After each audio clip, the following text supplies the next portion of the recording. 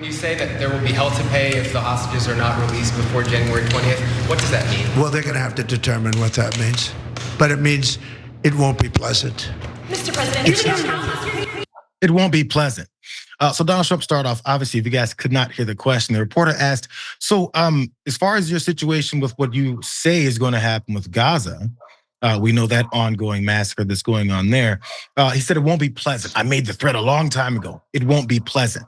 So he actually expanded on that a little bit more because afterwards he was asked then about a couple of these leaders that he's following behind, one being obviously here, Bibi Netanyahu, but also Vladimir Putin. The question, because it was too quiet, I cut that off. The question as he goes in this next clip is, have you spoken with Putin?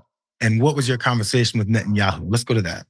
Well, I'm not going to comment on the Putin question, but I will comment on Bibi. We had a very good talk. We discussed what is going to happen, and I'll be very available on January 20th, and we'll see. As you know, I gave warning that if these hostages aren't back home by that date, all hell's going to break out. And he doesn't want to say much about having even a conversation with Vladimir Putin, as we already saw before. Bob Woodward released saying that he had spoken with him and he's been having multiple conversations with Vladimir Putin while he's out of office. So Maz, just on these first couple of things, because of course we're talking straight to the foreign policy process of what he's looking to implement, specifically with these conflicts here, Ukraine, Russia, but more specifically that he was very eager to talk about. Very strong, very strong. I'm coming after what's happening in Gaza, as if what's happening in Gaza is weak from the people who are supporting this massacre. I want your first thoughts on this, though. Well, Jayar, I actually, once he won the election, I really kind of tuned out from a lot of stuff. And I'll tell you why, because it's like, you guys chose this. This is what you wanted. This is what you're going to get. I mean, I can't do, what am I, as an individual, all of us, I think, and many of us felt, how am I going to change anything that's going on in the world when it comes to what you guys have chosen now? And then you're seeing the results of what you chose, because what he did that he was brilliant at during the election was he convinced the Palestinians that he cared for them when he went to Detroit and had those, those Muslims there. And then he convinced the Israelis and the Jews he cared for them.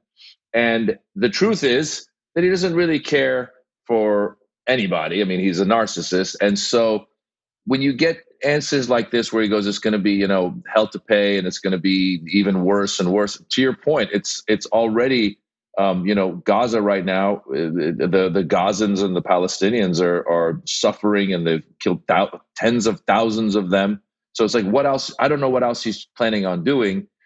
And the truth is that he is, a lot of his supporters before would always point to the idea of like, well, he never started any wars. He doesn't want wars and all that. Mm-hmm. Again, it's all mumbo jumbo, because the truth is that he'll just go in the direction that, wherever the money leads him, wherever these BB types and the Putin types lead him, he'll just go wherever that goes. So all of that to say, I really don't know where we're headed. But it's not a good place. It's not a good place, and people voted for this. So I'm sorry, but you voted for it. Muslims voted for this guy. Latinos voted for this guy, and other people who thought that there was going to be some sort of resolution to the Middle East conflict voted for this guy. Do you think so? Did they think there's going to be a resolution with Middle East? Because again, he was talking specifically about how it's going to make it worse from the beginning, as if it's, so there's two prongs, I think, in what Donald Trump's approach has been. It's image, which again is why he keeps talking about how strong it is, completely ignoring the fact that his version of strong is exactly what we've been doing as far as supplying this approach.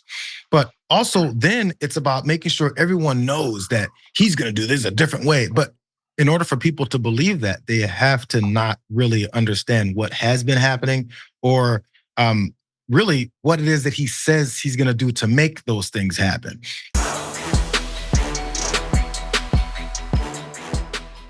Members make a difference here at TYT. You help make the show happen, and we see you in the chat with your loyalty badge. Click the join button to become a member today.